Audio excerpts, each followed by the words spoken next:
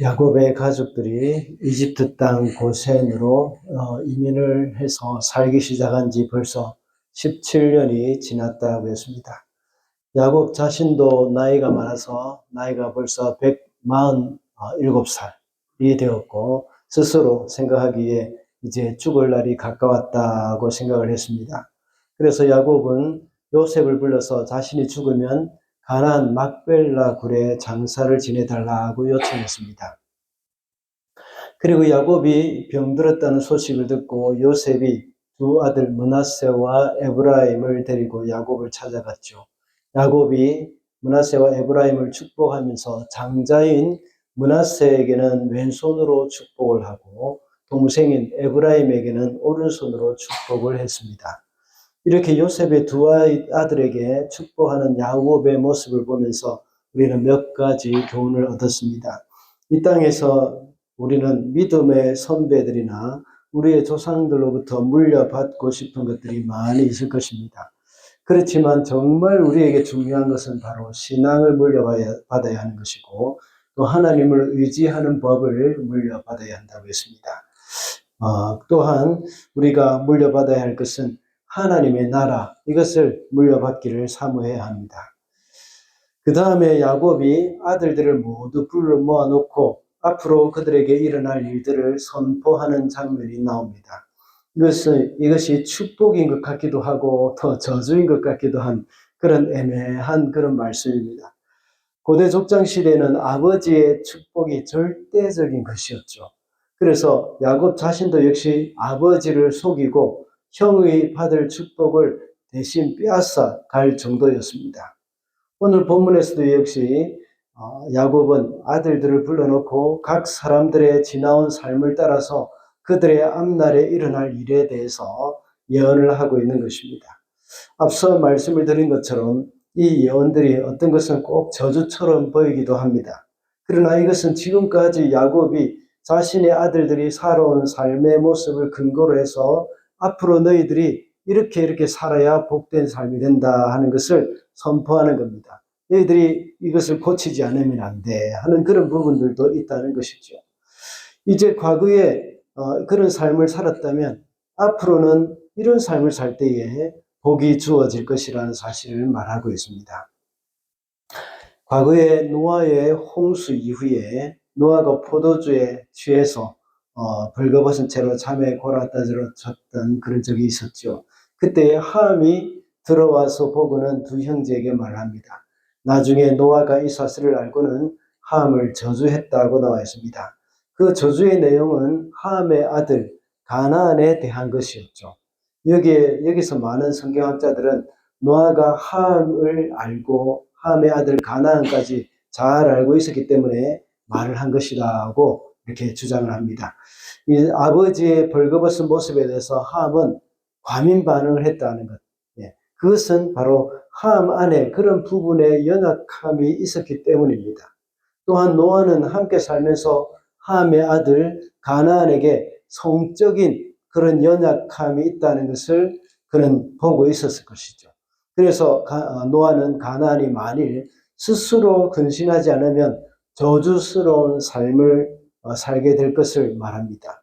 가나안이 형제의 종들의 종이 될 것이라고 말을 했죠. 가나안이 결국은 어떻게 됐습니까? 가장 음란한 민족이 되지 않았습니까? 성적인 범죄. 이것은 바로 인간을 가장 노예 중에 노예로 만들어버리는 것입니다.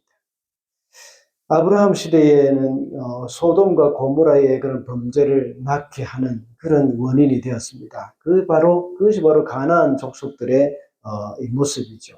소돔과 고모라는 이 성적인 타락이 아주 심각했고 심지어 이 동성애까지도 판을 치고 있었던 도시였습니다.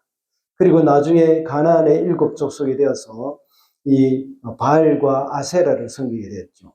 바알과 아세라를 섬기는 가나안 족속은 종교적인 의식으로 아주 문란한 행동을 했습니다. 바알과 아세라에게 제사를 드린다는 것은 그 신전에서 성행위를 하는 것입니다. 이것이 그들의 문화가 되었던 겁니다.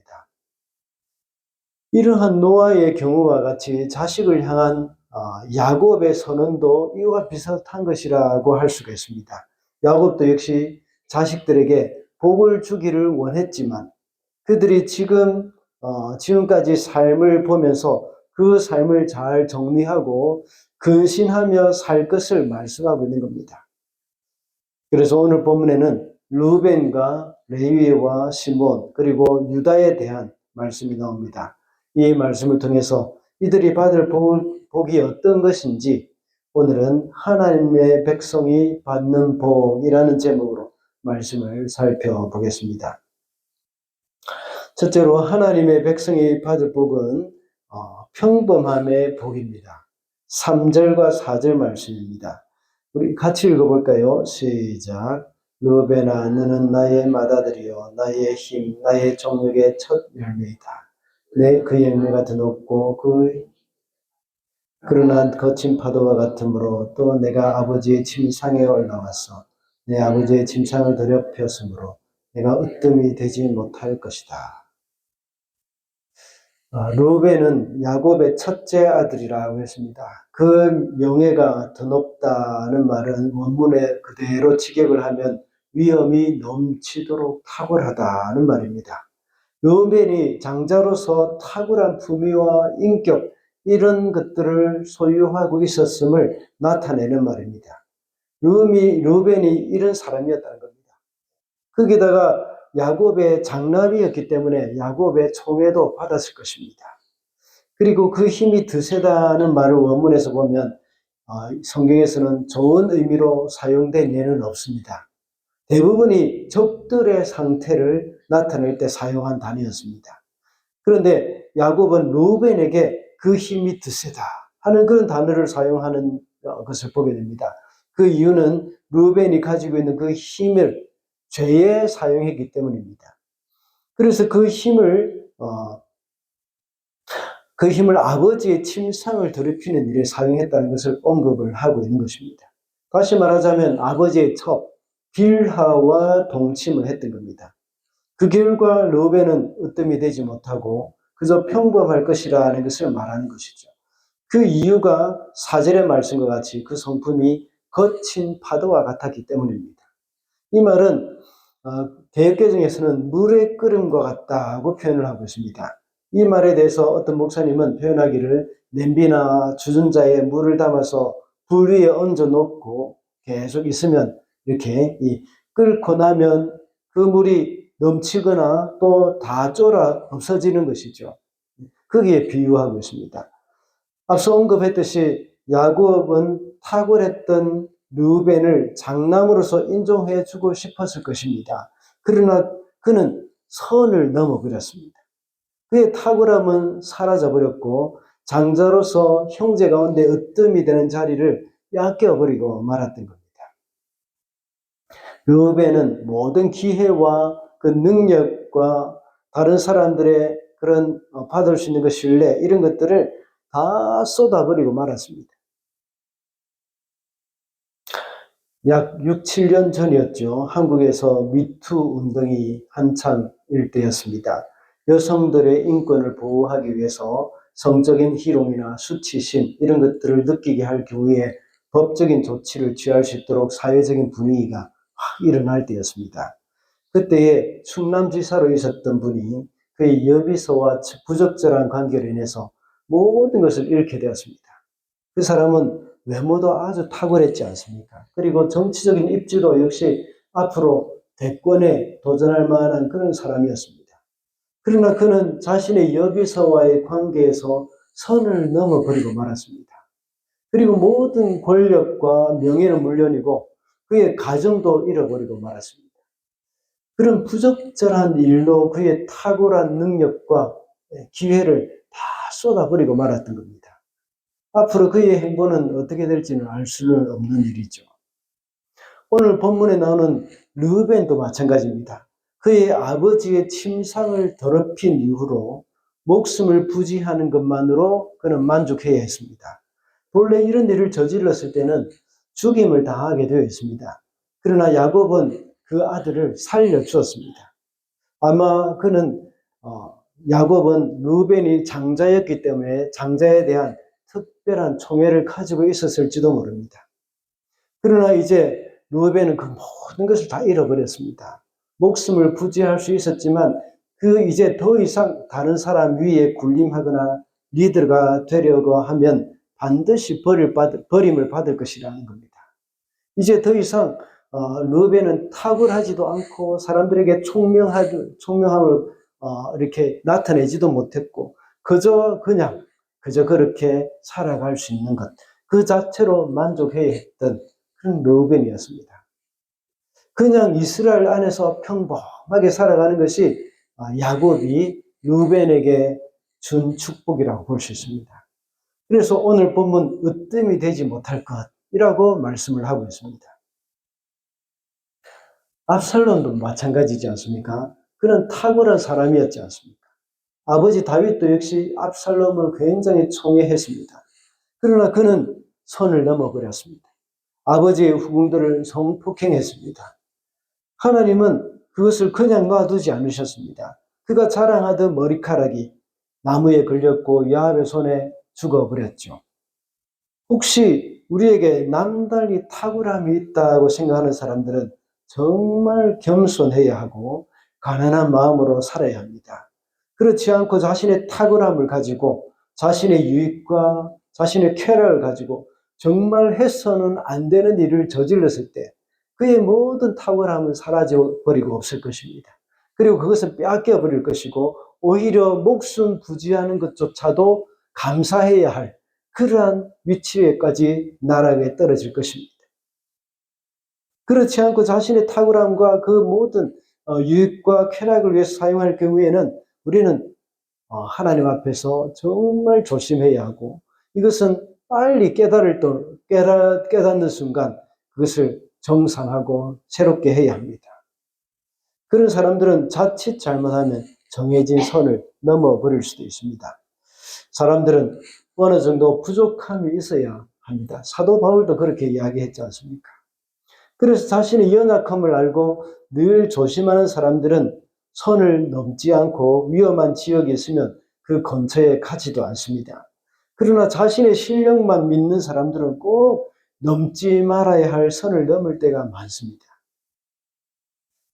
여름이 되면 한국에는 해수욕장 지역에 위험 표시를 해둡니다.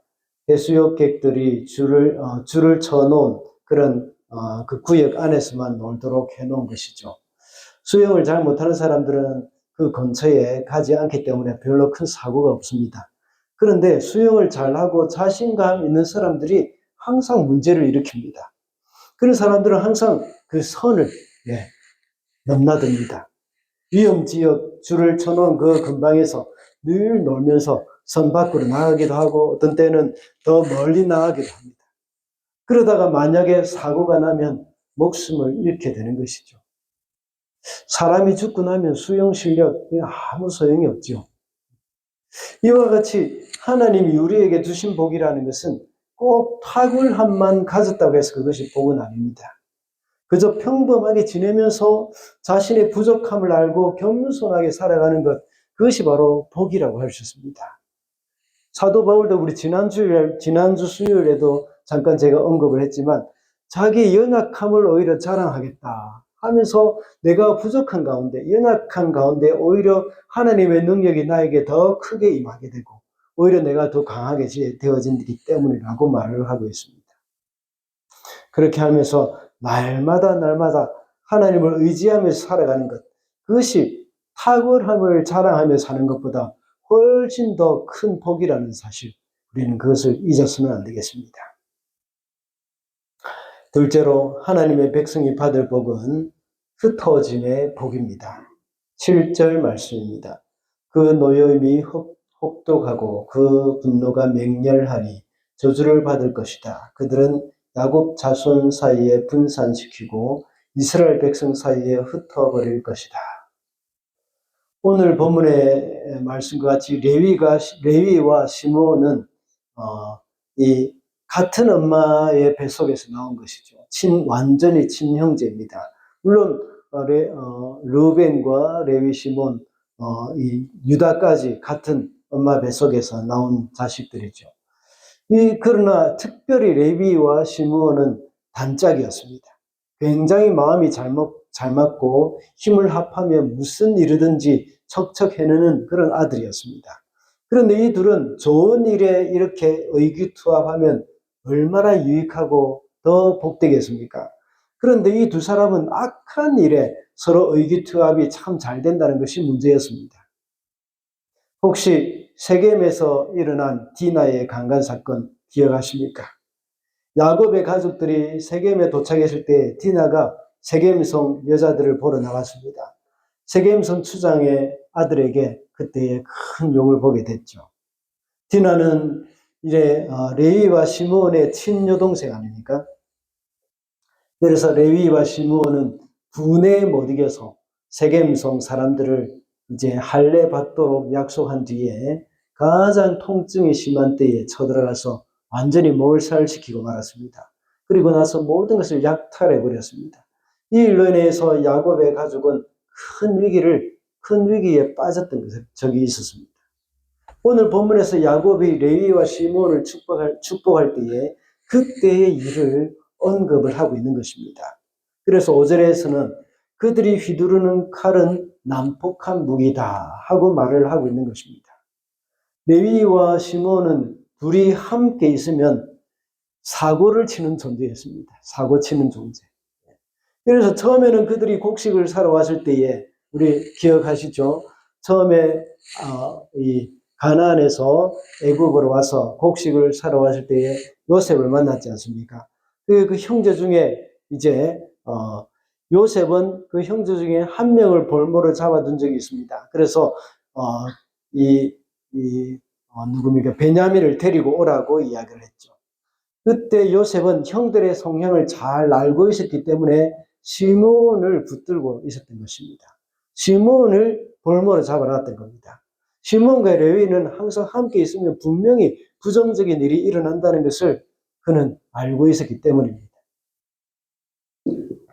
오늘 보면 7절에서도 보면 야곱은 말하기를 그들은 야곱 자손 사이에 분산시키고 이스라엘 백성 사이에 흩어버릴 것이다 하고 말씀하고 있습니다.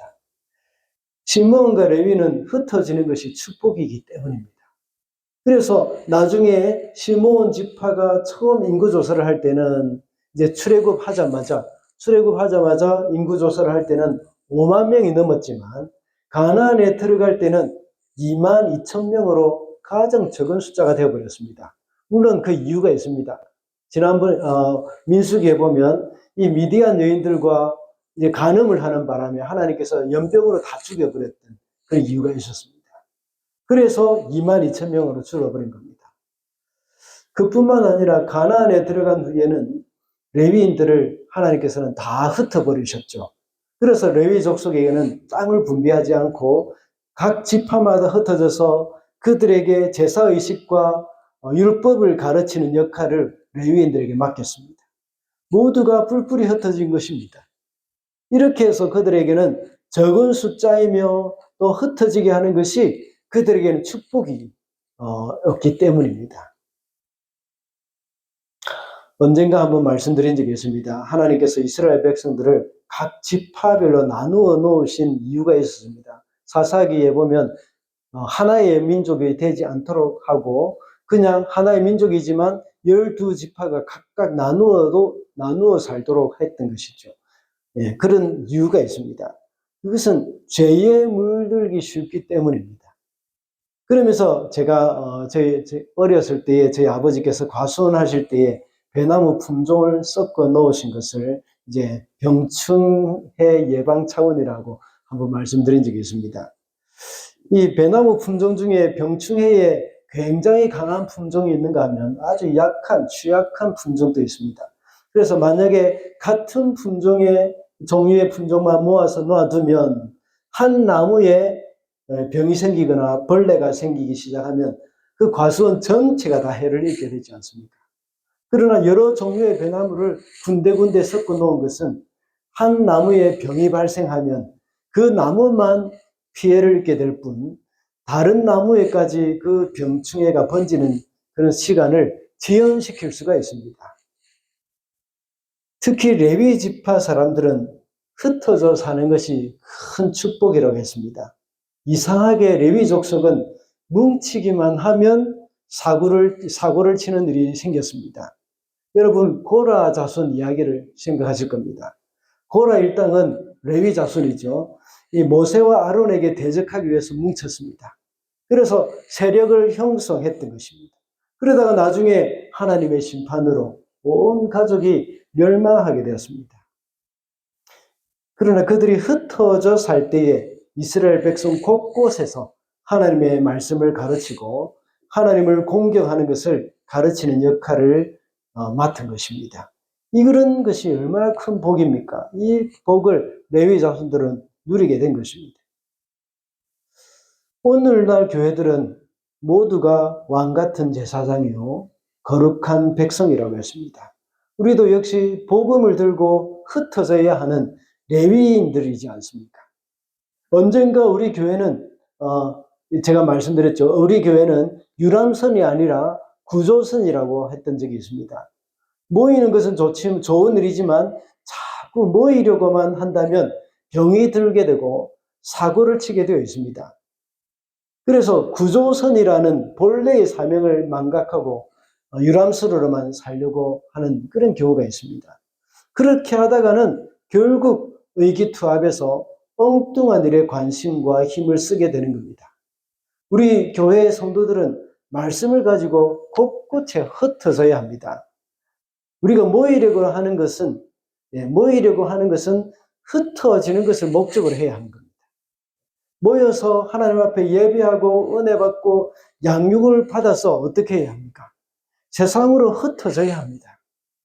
주중에는 세상에 흩어져 살다가 이제 주일날 와서 하나님 앞에 와서 예배하고 은혜 받고 또 이제 성경 공부하고 은혜 받고 우리가 성숙되어져서 이제 흩어져야 합니다.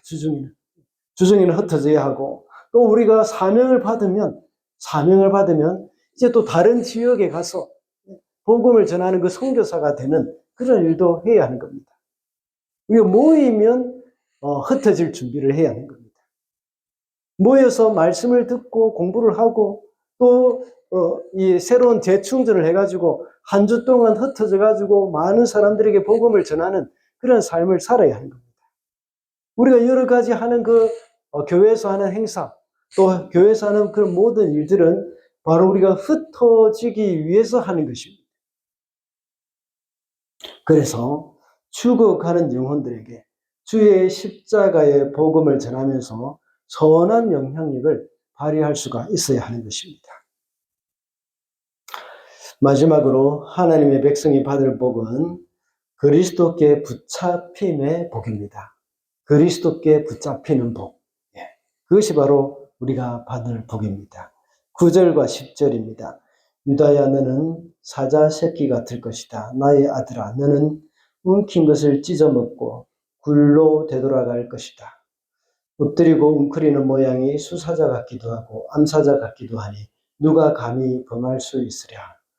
임금의 지휘봉이 유다를 떠나지 않고 통치자의 지휘봉이 자손 만대까지 이를 것이다. 권능으로 그 자리에 앉을 분이 오시면 만민이 그에게 순종할 것이다. 첫 번째 대지에서는 루벤에 대한 예언이었습니다. 그리고 두 번째 대지에서는 레위와 시므온에 대한 예언이었죠. 그리고 이번에는 유다에 관한 예언을 하고 있습니다. 유다에 대해서 하는 예언에는 두 가지 의미가 있습니다. 하나는 9절의 말씀과 같이 사자의 이미지입니다. 그리고 11절과 12절에는 이 포도의 이미지입니다. 또는 포도주라고 해도 무방하죠. 또 한 가지 살펴볼 것은 사자의 이미지에서는 훔친 것을 찢어 먹는다고 나와 있는데 이것을 개역개정에서나 원문에서는 먹는다는 의미는 없습니다. 그저 그 움킨 것을 찢는다 하는 그 말이 나옵니다. 사자는 그 먹이를 확 붙들고 있다는 것이죠. 그리고 11절에 보면 나귀를 포도나무에 매며 암나귀 새끼를 가장 좋은 포도나무 가지에 맬 것이라고 말하고 있습니다. 사자의 이미지와 포도나무의 이미지를 생각하면서 둘 다 꽉 잡아둔다는 의미를 같이 이야기하고 있습니다. 다시 말하자면 붙들려 있다는 말이죠. 10절 말씀은 유다를 통해서 앞으로 그리스도가 올 것을 예언을 하고 있습니다. 이제 그리스도께서 오시면 마치 사자가 먹이를 움키고 절대 빼앗기지 않는 것과 같이 그리스도도 역시 우리를 붙들고 계실 것이라는 겁니다. 그리스도께서는 자기의 백성들을 붙들고 놓치지 않을 것이고 그 누구에게도 빼앗기지 않을 것이라는 것을 말하고 있습니다. 그래서 그 백성들이 더 이상 어긋난 길로 가거나 원수 마귀에게 빼앗기지 않게 될 것을 예언을 하고 있는 겁니다. 이것이 바로 유다를 통해서 주시는 하나님의 복입니다. 하나님께서 택하신 백성은 아무리 우리가 도망치려고 해도 도망치려고 애를 쓰고 또 애를 써도 하나님의 손에서 벗어날 수가 없습니다. 비록 그들이 참된 복이 무엇인지 몰라서 사자의 발톱으로부터 벗어나려고 발버둥 칠 수도 있겠지만 결국은 사자에게 붙들려 있게 될 것이라는 것을 말씀하고 있는 겁니다. 유다의 사자, 바로 메시아이지 않습니까? 그것을 가리키는 겁니다. 그리고 포도주의 축복을 말하고 있죠. 나귀를 포도나무 가지에, 그 포도나무와 그 가지에 묶어 놓고 그 옷을 포도주에 빨며 포도의 붉은 즙에 빨 것이라고 말하고 있습니다. 포도주는 기쁨을 상징하고 있지 않습니까? 주님이 오시면 참된 기쁨이 무엇이며 그 충만한 기쁨 가운데 거하게 될 것이고 알게 될 것이라는 것을 말하고 있는 겁니다. 나귀가 포도나무에 묶여 있는 것처럼 주님의 백성은 참된 기쁨을 알고 그 기쁨 가운데 붙들려 있는 복을 누리게 될 것이라는 겁니다. 우리 성도들은 이제 그리스도에게 붙들린 자가 되어야 합니다. 개역 한글 성경을 보면 누가복음 4장 38절에 보면 베드로의 장로가 중한 열병에 붙들린지라라고 말씀하고 있습니다. 그리고 누가복음 12장 50절에 보면 예수께서 나는 받을 세례가 있으니 이것이 이루어지기까지 나의 답답함이 어떠하겠느냐 하고 말씀하고 있죠.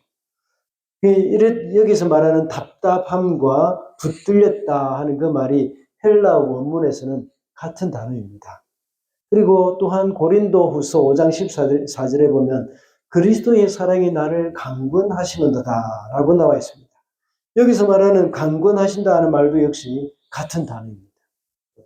이것을 보면 우리가 알 수 있는 것은 주님이 우리를 붙들고 계시는 것은 그리스도의 그 사랑, 주님의 그 사랑이 우리를 강권하시는 것과 같다는 겁니다. 우리가 빠져나가려고 해도, 우리가 빠져나가고 벗어나고 싶어 해도, 그러나 주님께서 강제적으로 우리를 붙들고 계시는 겁니다. 그래서 우리를 절대 놓치지 않겠다는 겁니다. 그리고 우리를 빼앗기지도 않겠다는 겁니다. 붙들렸다, 답답하다, 강권하다 라는 말은 같은 단어라 하는 그 말은 그것을 하지 않고는 답답해서 견딜 수가 없다는 말입니다. 오늘의 이 말씀은 그리스도께서 우리를 사랑하시는 그 사랑에 우리가 붙들려 있다는 것이죠. 이게 얼마나 큰 축복입니까? 이것을 우리는 깨달아야 합니다. 때로는 사람들이 내가 신앙생활을 하는 것은 내가 묶여있다, 묶여있고 자유가 없다 하는 것으로 느낄 수가 있습니다. 그것은 그런 이야기를 하는 사람들 많지 않습니까? 그것은 그들의 참된 기쁨, 참된 복이 그들이 무엇인지 모르기 때문이고 그것을 경험하지 못했기 때문입니다. 주님과 함께하는 그 기쁨, 주님과 함께하는 그 아름다운 시간들, 그 주님과 동행하는 그것이 우리에게 얼마나 큰 복이고 그것에서 누리는 기쁨이 어떻다는 것을 그들이 경험하지 못했기 때문에 또 경험한 사람이라도 너무나도 쉽게 잊어버렸기 때문에 자꾸 벗어나고자 하는 그런 일들을 많이 보게 됩니다. 이것을 깨닫는 자들은 또다시 사도 바울의 고백과 같은 고백을 하게 되어 있습니다. 그리스도의 사랑이 나를 강권하시는도다 라고 말입니다. 그래서 주님의 사랑에 붙들린 사람이 되어서 주님의 복음을 전하지 않고는 답답해서 견딜 수가 없게 된다는 것을 사도 바울이 말하고 있습니다. 그러므로 하나님의 백성이 받는 복은 그리스도께 붙잡힘의 복이라는 것을 우리는 기억을 해야 하겠습니다.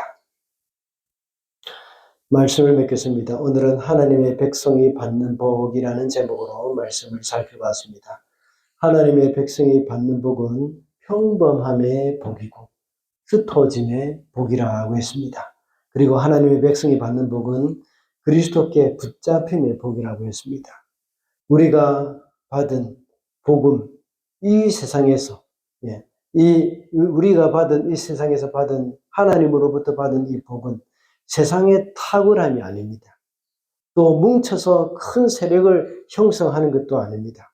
그저 그리스도께 붙잡힌 바 되어서 참된 복과 기쁨이 무엇인지 깨닫는 것, 그리고 그 복을 누리며 살아가는 저와 여러분이 되시기를 바랍니다.